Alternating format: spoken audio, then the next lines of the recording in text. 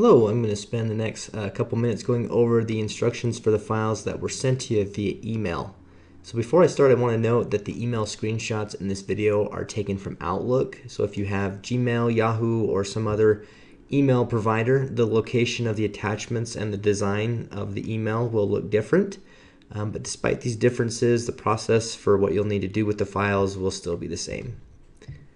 So at a minimum, 2 files would have been sent to you, but the maximum amount could vary. It's possible to have as many as 4 and maybe even more files than that. Regardless of the amount of files, be sure to download and save each file to your computer. Since the returns were sent via email, we password protect each file. So we send an email that contains the password right around the time we send the instruction email. So in order to open a file, you'll need to double click on the attachment you wish to open, and then when clicked, you'll be prompted to enter the password.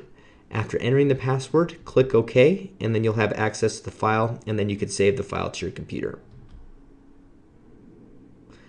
I'll now go over each file you received. For sure, 2 files will be included, and that would be the client file and the federal tax file. The client file contains the federal return, supporting statements and schedules, and if applicable, any state returns. You'll want to use this file for your own review. If you do encounter any inaccuracies, please notify us so we can make the correction. The last thing you want to do is to sign and send the tax returns to the taxing authorities if a return is not accurate. We will need to update the return for you and then send you a new copy of it, so that you can send a updated copy to the taxing authorities. We also recommend that you keep a copy of this file for your records. The federal tax file is the return you'll need to print, sign, and mail to the IRS. And there are 2 pages of this file I want to go over, and that would be the instruction page and the signature page. So the instruction page will be the very first page of the federal file, and here's where you'll find the due date, forms to be filed, the address to mail the file, any payment or refund due, and the transaction method.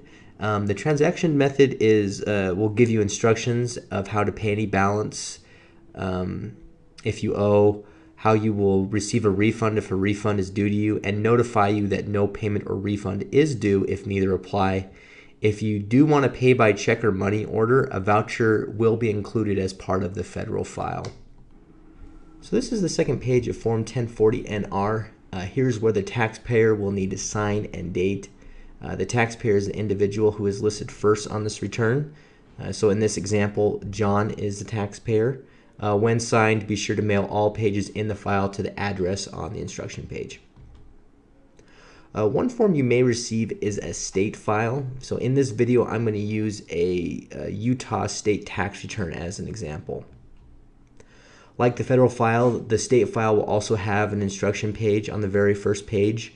You will find the due date, forms to be filed, any payment or refund due, address to mail the file, and the transaction method.